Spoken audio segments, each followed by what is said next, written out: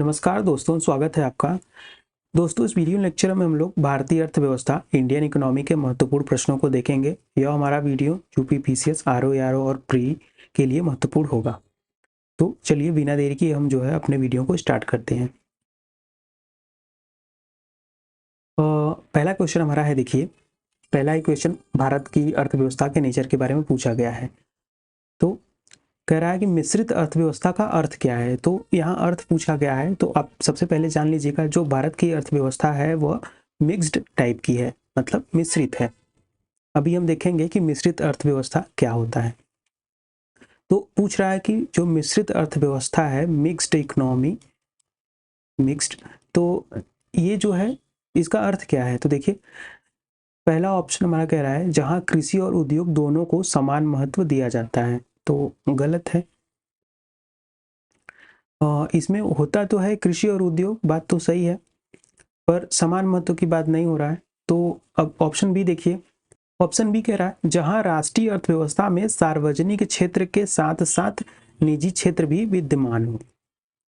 तो अब सबको पता होगा कि मिक्स्ड इकोनॉमी का मतलब होता है कि उसमें सार्वजनिक क्षेत्र मतलब गवर्नमेंट की भी भागीदारी हो और साथ ही साथ निजी क्षेत्र की भी भागीदारी हो, मिल के साथ साथ चले। तो ऐसी अर्थव्यवस्था को मिश्रित अर्थव्यवस्था कहते हैं। ऑप्शन हमारा बी सही है। अगला हमारा क्वेश्चन देखिए, उसी से है। तो पूछ रहा है कि भारतीय अर्थव्यवस्था है, अब यहाँ पूछा जा रहा है कि भारत की अर्थव्यवस्था का नेचर कैसा है। तो अभी हमने ऊपर देखा, बताया आपको कि भारत की जो अर्थव्यवस्था है वो मिश्रित टाइप की है। अब अर्थव्यवस्था तीन टाइप की हो सकती है, देखिए मेनली तीन टाइप की होती है। तो एक तो हो गया मिश्रित अर्थव्यवस्था, यह है भारत का मॉडल। दूसरा टाइप होता है समाजवादी अर्थव्यवस्था, ऐसा जो है कम्युनिस्ट कंट्री में होता है। तीसरा टाइप है, जैसे इसमें क्या होता है कि चीन हो सकता है, चीन और रूस। वैसे आज आज के अगर टाइम में कहा जाए, चीन की अर्थव्यवस्था बिल्कुल समाजवादी नहीं है, लेकिन उनका मॉडल ऐसा है। अब तीसरी टाइप की अर्थव्यवस्था होती है पूंजीवादी, जो अमेरिका और यूरोप में यूज होता है, तो पूंजीवादी है। और अब सही मायने में कहा जाए तो किसी की अर्थव्यवस्था ना मिक्स टाइप की है, ना पूंजी टाइप की, ना समाजवादी, सबके में कहीं ना कहीं जो है मिक्स टाइप है ही।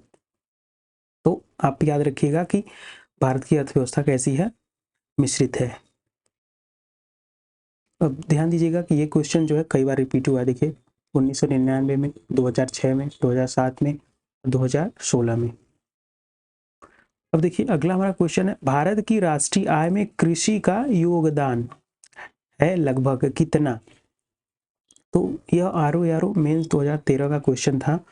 पूछा जा रहा है कि भारत की जो राष्ट्रीय आय में, भारत के जो क्रॉस वैल्यू एडेड में, जीवीए में कृषि का योगदान कितना है। तो याद रखिएगा यह उस टाइम का ऑप्शन गलत था, इनमें से कोई भी नहीं है। मैं आपको बताता हूँ इस टाइम जो वर्तमान में 2022 और 23 में है, यह कितना है, 18.3। तो यहाँ मैं आपको दिखाता हूँ जो गवर्नमेंट की ऑथेंटिक डेटा है। आप यहाँ देख सकते हैं, पीआईबी का ये डेटा है, प्रेस इंफॉर्मेशन ब्यूरो। तो यहाँ देखिए 2020-21 में कितना था एग्रीकल्चर का जीवीए, तो यह कितना था 20.3, और 20-21 में, और फिर 21 में देखिए इतना था, 22 में देखिए 19 हुआ, घटा, फिर 23 में देखिए और घटा। तो अभी वर्तमान में जो है वो 18.3% है। तो याद रखिएगा। अब अगर आपसे पूछा जाए कि पिछले 3 सालों में यह जो आंकड़ा है वो घटा है, तो बात सही है, पिछले 3 सालों में लगातार घटे हैं। पहले 20 था, फिर 19 हुआ, फिर 18।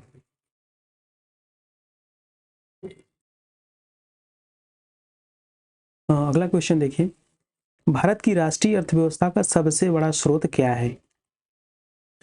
यह क्वेश्चन 2021 का आरओ प्री का है। तो अभी जो लेटेस्ट में हुआ था तो 2021 में हुआ था, अभी जो एग्जाम होगा वो 2023 का 2024 में होगा, 11 फरवरी को। तो ये पिछली बार का पेपर का है। तो पूछा गया कि भारत की राष्ट्रीय अर्थव्यवस्था का सबसे बड़ा स्रोत क्या है। तो आपको पता है सर्विस सेक्टर सबसे बड़ा स्रोत है अर्थव्यवस्था का, लगभग 66-67%। तो याद रखिएगा अप्रॉक्स। अब आप देख सकते हैं कि इकोनॉमी में जो क्वेश्चन है वो बहुत टफ कैटेगरी के नहीं है। कहीं आपसे पूछा जा रहा है जीडीपी में कितना योगदान है, कृषि का पूछ ले जा रहा है, सेवा का पूछ लिया जा रहा है, तो आप औद्योगिक का, व्यापार का अलग अलग जो है अपना लिस्ट तैयार कर लीजिए। अगला हमारा क्वेश्चन देखिए, सन 2000 और 2001 में भारत की आर्थिक विकास की दर थी कितनी थी? अब 2002 के जो है आरओ में पूछा गया, उस टाइम आरओ का नाम यूडीए और एलडीए रहता था। तो उस टाइम में पूछा गया कि भारत की जो आर्थिक विकास दर है, इकोनॉमिक डेवलपमेंट, वो उस टाइम कितना है? तो उस टाइम जो है कितना था? 4.4%। और इस टाइम जो आईएमएफ के अनुसार भारत का आर्थिक विकास दर है, वो आईएमएफ, वर्ल्ड बैंक और आरबीआई के अनुसार अलग अलग आप देख लीजिएगा। विनिमय साध्य विलेख अधिनियम प्रभावकारी हुआ किस वर्ष? तो 1882 में। भारत में राष्ट्रीय आय के मापने का निम्नलिखित में से कौन सा सही आधार वर्ष है? तो कोई भी चीज नापने का हो उसका अपना एक आधार वर्ष होता है। तो इस जो राष्ट्रीय आय के मापने का आधार वर्ष है वो कौन सा है? 2004 और 5। यह क्वेश्चन 2010 का था। निम्नलिखित में से भारत में निम्नलिखित क्षेत्रों में से कौन सा एक क्षेत्र बचत में सर्वाधिक योगदान करता है? तो घरेलू क्षेत्र। बाकी बैंकिंग, वित्तीय नहीं, निर्यात क्षेत्र नहीं, और निजी कॉरपोरेट नहीं। घरेलू क्षेत्र जो है सबसे ज्यादा बचत करता है। वर्ष 2010 और 2011 में निम्नलिखित में से कौन सी एक भारत की प्रति व्यक्ति आय है? इस टाइम बेस ईयर क्या था? तो 2004 और 5 था। तो उस टाइम देखिए 2013 का क्वेश्चन है, पूछा जा रहा है कि 2010-11 में जो है प्रति व्यक्ति आय कितनी थी? तो 35,993 रुपए थी। उत्पादक कीमत सूचकांक मापता है, तो उत्पादक जो कीमत सूचकांक है वो क्या मापता है? तो उत्पादित वस्तुओं और सेवाओं की कीमतों के औसत परिवर्तन को। यह क्वेश्चन 2017 का है। तो उत्पादक कीमत सूचकांक का मतलब क्या होता है? तो उत्पादित वस्तुओं और सेवाओं की कीमत में औसत परिवर्तन। निम्नलिखित में से किस एक से समावेशित विकास को बढ़ाने की आशा नहीं की जा सकती? तो नहीं की जाती है किससे? समावेशित विकास मतलब सस्टेनेबल डेवलपमेंट। तो देखिए, राष्ट्रीय आय की ऊंची वृद्धि। तो क्वेश्चन एक बार फिर से समझिए कि निम्नलिखित में से किस एक से समावेशित विकास को बढ़ाने की आशा नहीं की जाती है? मतलब इससे अगर होगा तो कह नहीं सकते कि समावेशित या सस्टेनेबल विकास हो रहा है। तो राष्ट्रीय आय की ऊंची वृद्धि दर है तो आप कह नहीं सकते कि उस देश का विकास जो है समावेशित तरीके से हो रहा है, दोहन करके भी हो सकता है। अब देखिए ग्रामीण का विकास, ग्रामीण मतलब कि निचले स्तर के आदमी का अगर विकास हो रहा है तो आप कह सकते हैं कि वहाँ का विकास समावेशी है। बाकी इसका क्या मतलब? राष्ट्रीय आय की ऊंची वृद्धि मतलब कि जो अंबानी, अडानी जैसे लोगों की आय में वृद्धि हो रही है, तो वो तो हो ही रही है, पहले भी हो रही थी, अभी भी हो रही है। लेकिन ये क्या ग्रामीण विकास, निचले स्तर के जो लोग हैं उनकी वृद्धि हो रही है, तो इससे समावेशित विकास पता लगा सकते हैं। बाकी कृषि विकास और कृषकों की पर्याप्त साख, तो यह तीनों है, लेकिन पूछा जा रहा है कौन सा नहीं, तो ये ऑप्शन सही है। स्थायी विकास किसके उपयोग के संदर्भ में अंतर पीढ़ीगत संवेदनशीलता की घटना है?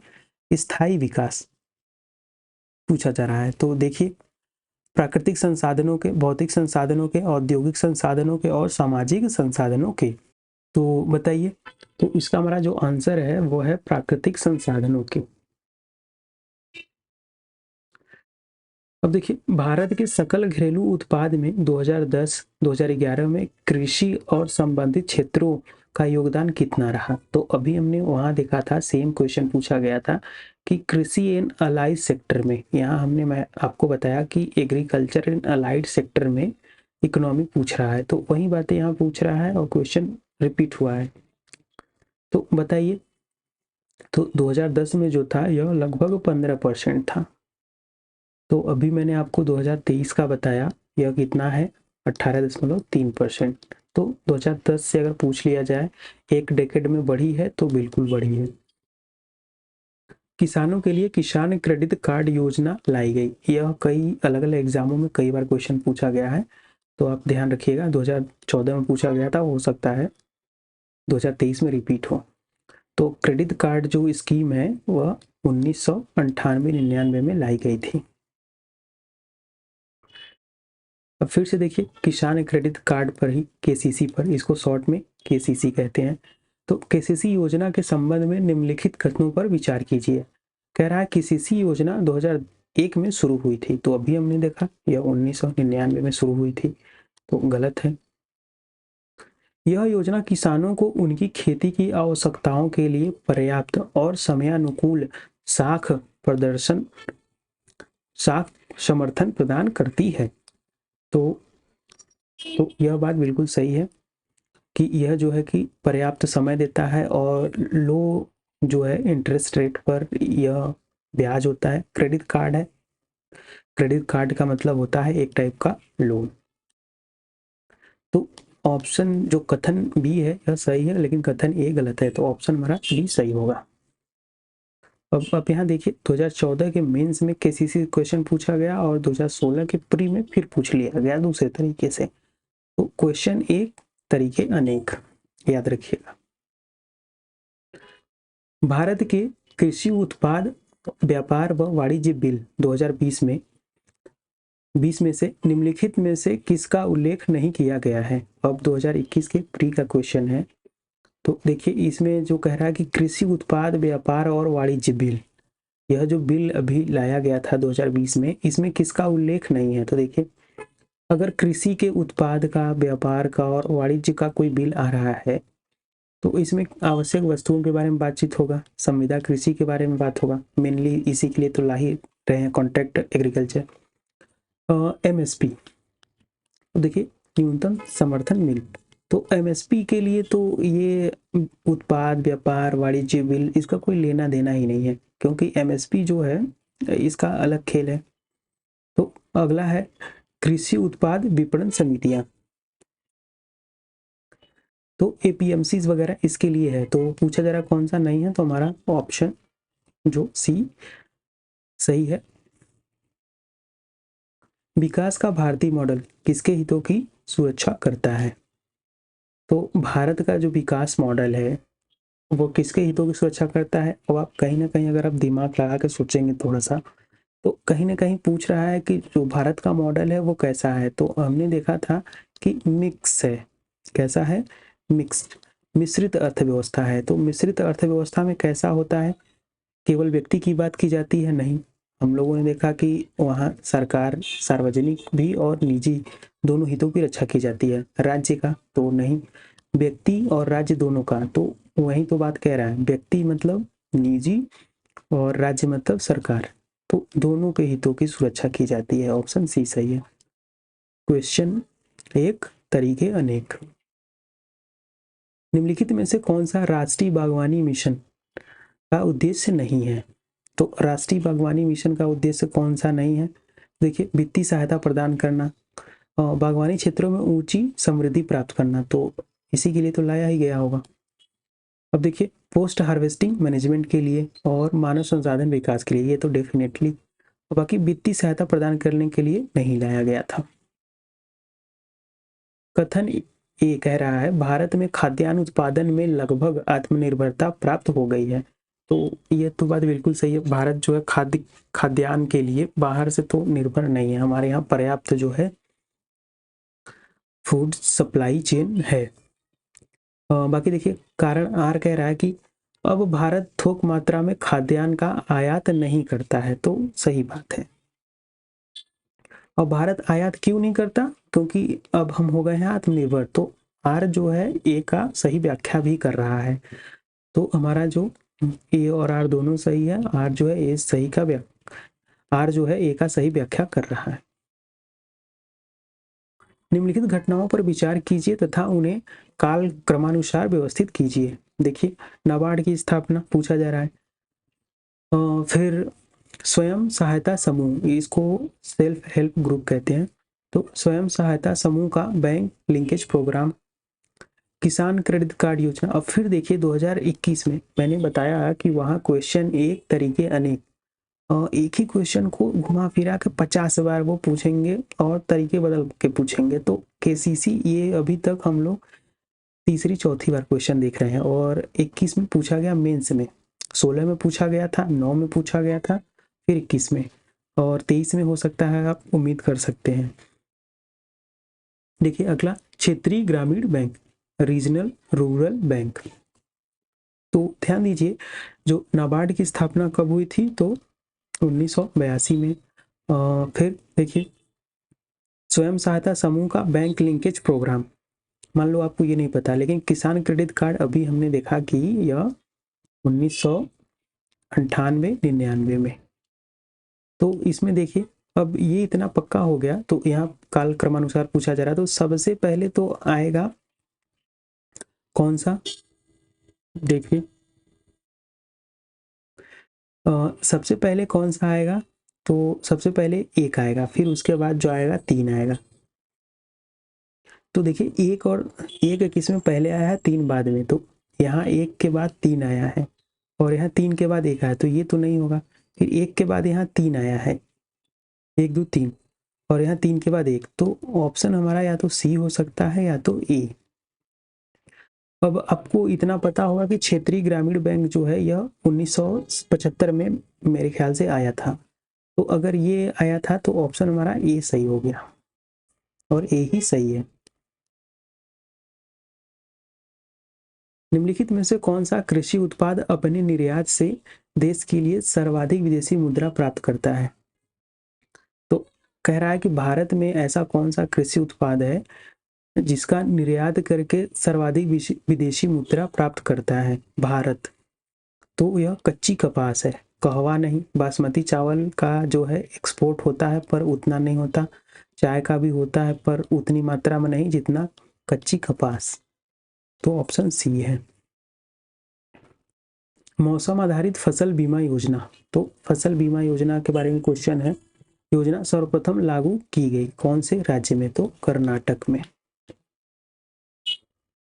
निम्नलिखित में से कौन सा भारतीय कृषि की निम्न उत्पादकता का कारण नहीं है? तो भारत में कृषि का जो है लो प्रोडक्शन रेट है वो क्यों है, और इसका कारण क्या नहीं है? तो आपको पता होगा कि भारत में कृषि का उत्पादकता जो है काफी कम है।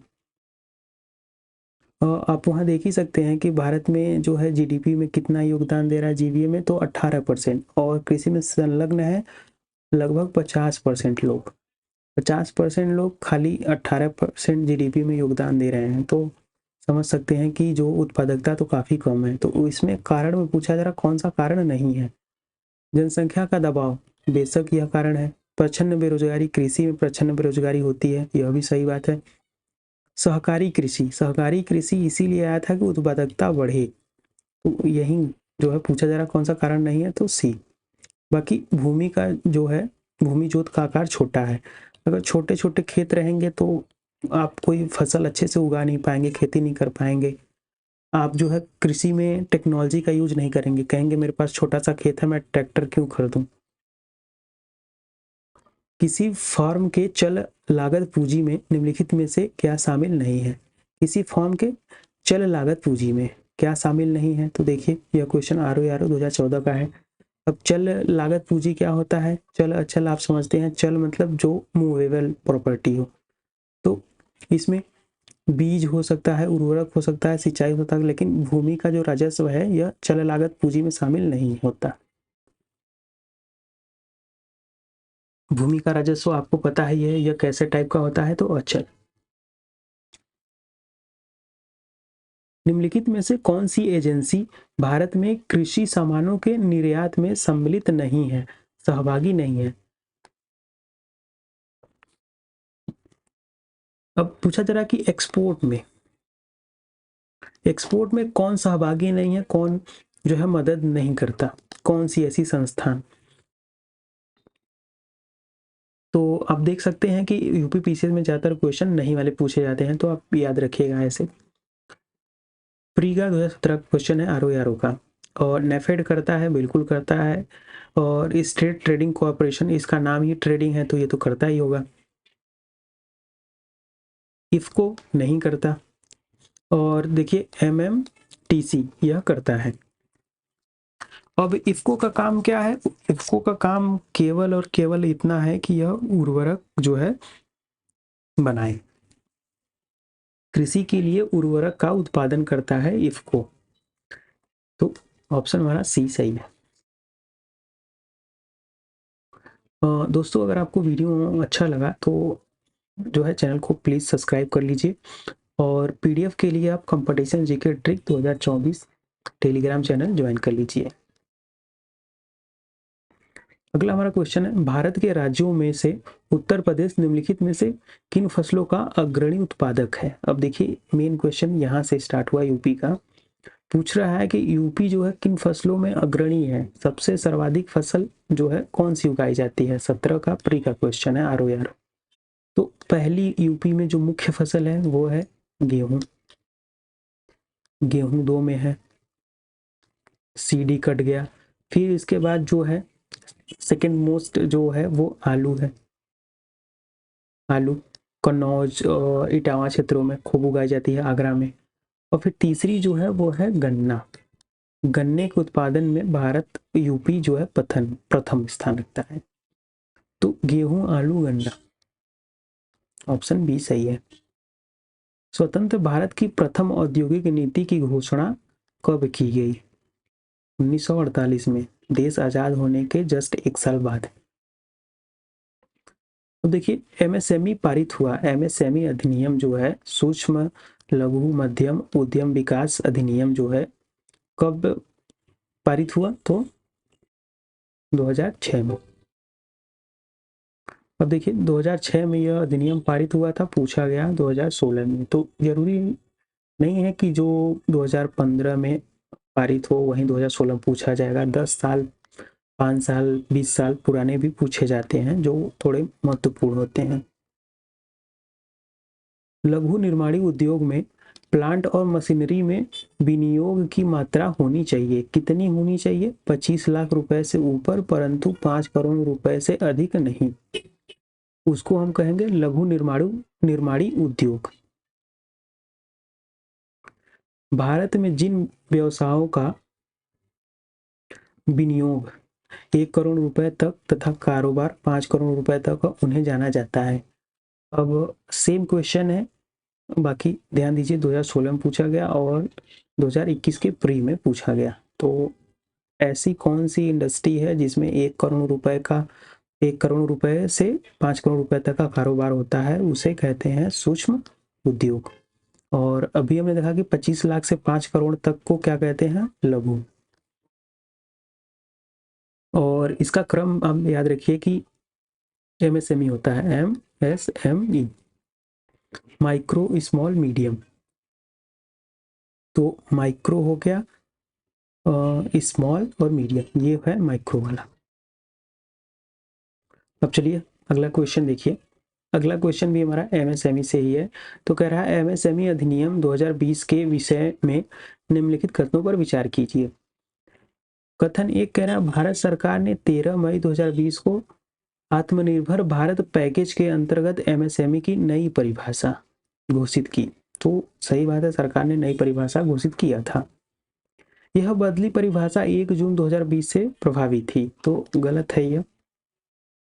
नई परिभाषा में विनिर्माण और सेवा क्षेत्रों की इकाइयों में वर्गीकरण का एक समान सूत्र अपनाया गया। तो एकदम बात सही है।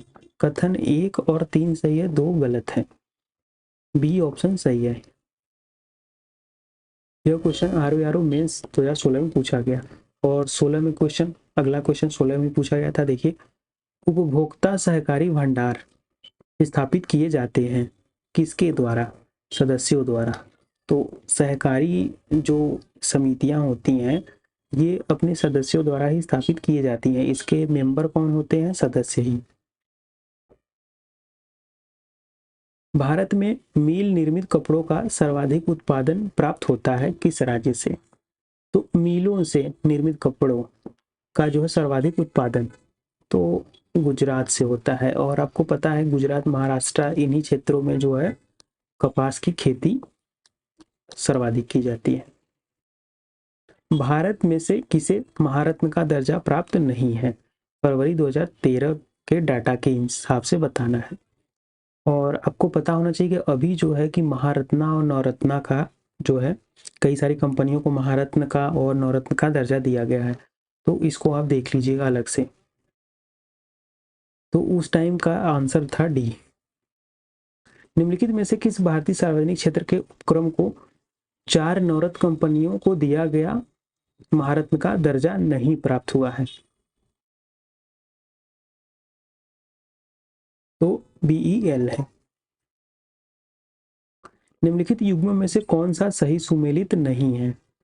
अब देखिए, गोस्वामी समिति औद्योगिक रुग्णता की समस्या के लिए लाया गया था, तो सही बात है। पूछा जा रहा कौन सा सही नहीं है, तो गोस्वामी समिति औद्योगिक रुग्णता की समस्या के लिए लाया गया था, सही बात है। जानकी रमन समिति शेयर घोटाले की जांच पड़ताल के लिए। मल्होत्रा समिति बीमा क्षेत्र में सुधार के लिए लाया गया था। तो स्टार्टिंग के तीनों सही है, लेकिन जो तारापुर समिति है यह बैंकों में ग्राहक सेवा के लिए नहीं लाया गया था। तारापुर समिति किसके लिए लाया था? तो कल के वीडियो लेक्चर में हम लोग आर्थिक और सामाजिक विकास वाले में पढ़े थे कि रुपए की पूर्ण परिवर्तनीयता, तो हम लोगों ने वहां पढ़ा था। तो तारापुर समिति जो है कैपिटल अकाउंट में रुपए की जो है फुल कन्वर्टिबिलिटी के लिए जो है RBI द्वारा गठित की गई थी। मेक इन इंडिया कार्यक्रम का लोगो है, तो मेक इन इंडिया का आपको पता है शेर है। मेक इन इंडिया कार्यक्रम कब आया था? तो मेक इन इंडिया कार्यक्रम 2014 में आया था।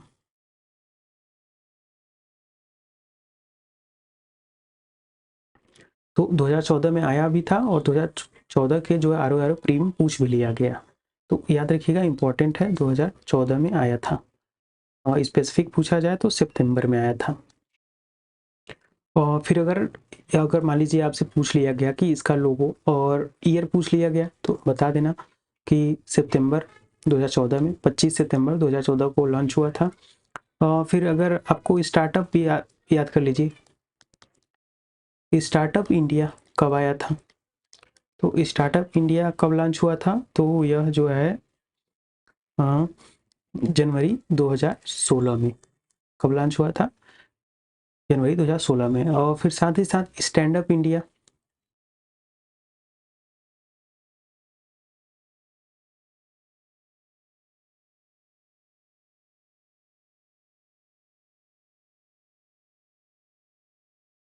फिर अगर स्टैंड अप इंडिया की बात करें तो यह भी जो है अप्रैल 2016 में लॉन्च किया गया था। और स्टैंड अप इंडिया किसके लिए था? तो SC STs के लिए था, याद रखिएगा। स्टार्टअप आपको पता है, मेक इन इंडिया पता है। आगे बढ़ते हैं। भारत में तृतीयक क्षेत्र टर्शियरी सेक्टर में सम्मिलित है। कौन कौन से क्षेत्र सम्मिलित हैं? व्यापार एवं परिवहन, वित्त और वास्तविक संपदा और वानिकी मत्स्य। तो आपको पता है कि टर्शरी सेक्टर में व्यापार और परिवहन आते हैं, और वित्त वास्तविक। कथन भी सही है। परिवहन, संचार, वाणिज्य किसके अंतर्गत आते हैं? अब देखिए फिर से क्वेश्चन एक तरीके अनेक, फिर से पूछ लिया गया कि ये जो परिवहन संचार, तो अभी हमने देखा कि परिवहन जो है जो है टर्सरी में आता है। अब यहाँ देख ही लीजिए कि कौन कौन से सेक्टर में क्या क्या आता है। तो सेक्टर 3 प्रकार के हैं। किसी भी देश में 3 प्रकार के सेक्टर हो सकते हैं, प्राथमिक, द्वितीयक, तृतीयक। ग्रामीण जैसा कुछ नहीं होता। अब प्राइमरी सेक्टर में कौन सी चीजें आती हैं? तो यहाँ कृषि, तो कृषि प्राइमरी सेक्टर में आता है। सेकेंडरी में कौन से सेक्टर आते हैं? तो मैन्युफैक्चरिंग के, उत्पादन के। तो उत्पादन, किसी भी चीज का उत्पादन हो रहा हो तो सेकेंडरी में आएगा। और टर्सरी में कौन से आएंगे? तो यहाँ पर सेवा क्षेत्र की चीजें आएंगी, सेवा। अब यहाँ हमने देखिए, तो परिवहन संचार, अब आप परिवहन ले रहे हैं, मगर आप बस में बैठ के कहीं जा रहे हैं, तो उससे क्या कृषि उत्पादन हो रहा है कि आप वहाँ कृषि की उत्पादन हो रहा है उससे आप सेवा ले रहे हैं ना, तो परिवहन वगैरह ये सब जो है आईटी वगैरह ये सब सेवा में आते हैं। तो याद रखिएगा प्राइमरी सेक्टर में कृषि आता है, सेकेंडरी में उत्पादन मैन्युफैक्चरिंग वाली चीज़ें आती है, और टर्सरी में जो फैक्ट्री में उत्पादन होती है वो चीज़ें आती है सेकेंडरी में, और टर्सरी में सेवा सर्विस सेक्टर। और सबसे ज़्यादा योगदान इंडिया में जीडीपी में कौन देता है, तो सेवा सेक्टर मतलब टर्सरी सेक्टर। देखिए भारतीय अर्थव्यवस्था में किस क्षेत्र का सकल घरेलू उत्पाद में सर्वाधिक योगदान है। अब देखिए अभी मैंने बताया तो फिर से वही क्वेश्चन आ गया, सेवा सेक्टर का सर्वाधिक योगदान है। ये प्राइमरी सेक्टर है, औद्योगिक सेकेंडरी सेक्टर है, सेवा टर्सरी सेक्टर है। वार्षिक आर्थिक समीक्षा को मतलब जो आर्थिक समीक्षा को तैयार करने के लिए निम्नलिखित में से कौन उत्तरदायी होता है, कौन सी एजेंसी बनाती है जो इकोनॉमिक सर्वे है, तो वित्त मंत्रालय। निम्नलिखित केंद्रीय बजट 2020-21 के अनुमानित आय के स्रोत, सूची 1 में स्रोत दिया है, सूची 2 में प्रतिशत। तो आप जो है ये तो 20-21 का है, लेकिन आप जो है 23-24 का याद रखिएगा, और 24-25 के चक्कर में मत पड़िए, क्योंकि 1 फरवरी को अगर लॉन्च होगा तो 11 फरवरी को पूछ नहीं लिया जाएगा, इसलिए आप 23-24 वाला पढ़िए। तो यहाँ देखिए स्रोत जो सबसे ज़्यादा यहाँ देखिए है किसमें, तो 17%, 18%, 7% और 4%। तो यहाँ देखिए सर्वाधिक आपको पता होना चाहिए कि सबसे ज़्यादा किसमें है। तो यहाँ देखिए आयकर टैक्स, आयकर इनकम टैक्स, तो सबसे ज़्यादा, फिर निगम कर जो कॉरपोरेट टैक्स है। तो भारत में जो सबसे ज़्यादा टैक्स आता है उगाही होता है वो किससे होता है, इनकम टैक्स से। तो 18% इससे मिलाइए, सबसे ज़्यादा नहीं, इन ऑप्शन में से सबसे ज़्यादा निगम कर से, फिर आयकर 17%, सीमा शुल्क 4% और केंद्रीय उत्पाद शुल्क जो है 7%। तो इस हिसाब से हमारा आंसर डी सही होगा। 16 का प्री का क्वेश्चन है आरो यारो। 2017-18 के संघ बजट में, यूनियन बजट में निम्नलिखित में से कौन सा घटित नहीं हुआ, सामाजिक व्यय की योजना तथा गैर योजना में वर्गीकरण की समाप्ति। 2000 तो याद रखिएगा 2017 के बजट में पहले जो है कि सामाजिक व्यय का जो आता था उसमें दो टाइप के बजट पेश होते थे, एक योजनागत और दूसरा गैर योजनागत व्यय। तो सरकार ने इसको मर्ज कर दिया, मतलब समाप्त कर दिया कि अब हम योजनागत और गैर योजनागत नहीं निकालेंगे, अब हम जो निकालेंगे वो योजनागत ही होगा। तो ये कब समाप्त हुआ था, 2017 में। आगे देखिए 2017 में काफी बदलाव हुए थे, यहाँ हम देखेंगे केंद्र द्वारा संचालित योजनाओं की संख्या में वृद्धि, तो ऐसा नहीं है, यही ऑप्शन है। रेलवे के वित्त को मुख्य बजट में सम्मिलित कर लिया गया, तो रेलवे बजट को जो है मेन बजट में मर्ज कर दिया गया। तो 2017 में दो महत्वपूर्ण काम हुए थे, एक तो योजनागत और गैर योजनागत व्यय को मर्ज कर दिया गया, और रेलवे और मुख्य बजट को भी मर्ज कर दिया गया।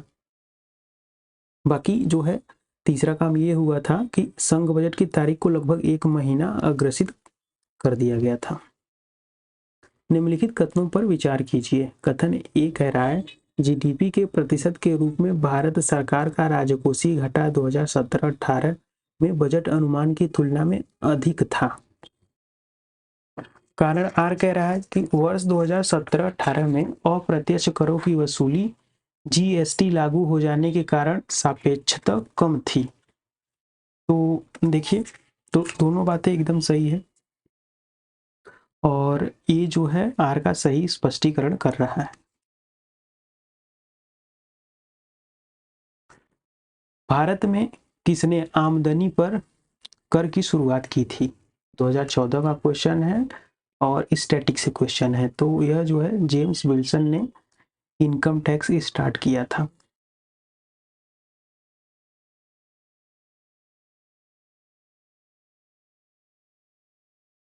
सेबी अधिनियम पारित हुआ, कब पारित हुआ, 1992। सेबी सेबी किसके लिए होता है, तो स्टॉक मार्केट को रेगुलेट करता है। Security exchange board of India. सूची 1 को सूची 2 से मिलाइए।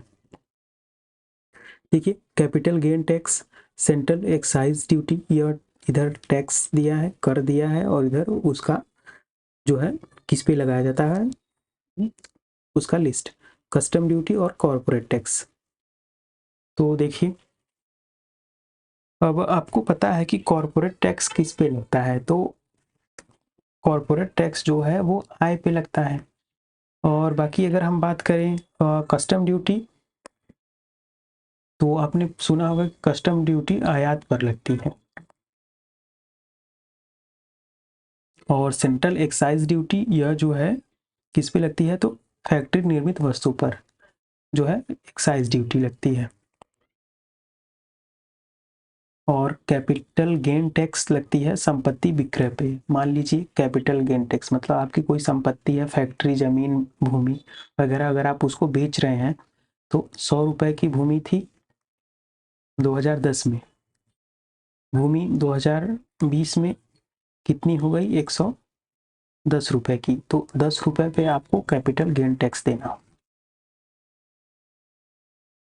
ऑप्शन ए सही है। जीएसटी की तरह, जीएसटी किस तरह का कर है, तो पूछा जा रहा है जीएसटी जो है किस तरह का टैक्स है, तो ये तो हलवा क्वेश्चन है, अप्रत्यक्ष कर है। और जीएसटी जो है 2017 में ही आया था और 2017 में ही क्वेश्चन पूछा गया आरओ के मेंस में। अब देखिए रेवेन्यू न्यूट्रल रेट हाल ही में समाचारों में था, किससे संबंधित है, तो जीएसटी से ही संबंधित है। देखिए भारतीय अर्थव्यवस्था में वस्तु एवं सेवा कर का संग्रहण अक्टूबर 2020 में रहा, कितना रहा, तो 1 लाख करोड़ रुपए से अधिक। अब ध्यान दीजिए कि यह जो जीएसटी है, जीएसटी तो हो सकता है पूछ लिया जाए कब आया था, तो जीएसटी का जो लॉन्च डेट था यह 1 जुलाई 2017 था। जीएसटी पैन, जो हमारा पैन कार्ड होता है, पैन के प्रारंभ में 5 अंग्रेजी के अक्षर होते हैं, जैसे ये, तो इसमें पूछ रहा है पी किसको प्रदर्शित करता है, तो पी जो है यह पर्सन को प्रदर्शित करता है, पर्टिकुलर पर्सन को, तो व्यक्तिगत को। अब ध्यान दीजिए कि अब इसके बारे में देख लीजिए, हो सकता है यहाँ पी पूछ लिया, अगले बार के पूछ ले, तो के जानता है कि के पूछ ले।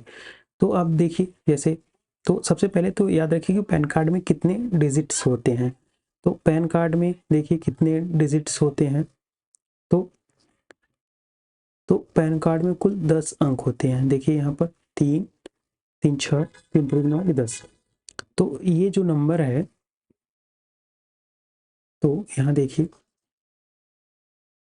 यहाँ पी तो हो गया किसको, पर्सन को, अगर किसी व्यक्ति का है तो यहाँ पी लिखा रहेगा, अगर किसी कंपनी का है तो सी लिखा रहेगा, किसी एसोसिएशन का है तो ए लिखा रहेगा, अगर किसी फर्म का है तो एफ लिखा रहेगा, और किसी ट्रस्ट का है तो टी, तो यहाँ बदलेगा।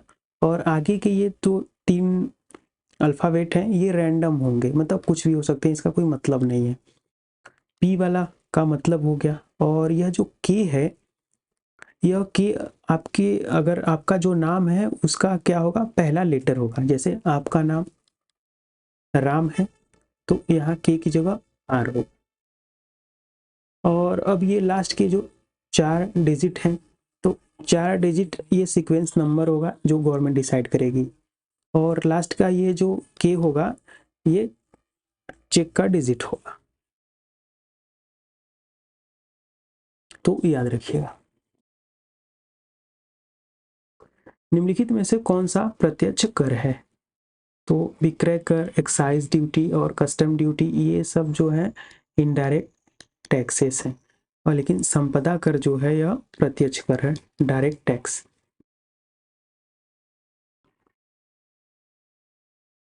अब दोस्तों यहाँ तक आप क्वेश्चन देख के इतना तो समझ गए होंगे कि क्वेश्चन में कुछ ऐसा तो नहीं पूछा गया है जो कि ना पता हो। क्वेश्चन बड़े आसान से हैं, स्टैटिक हैं, लेकिन यही है कि आपको याद है कि नहीं है।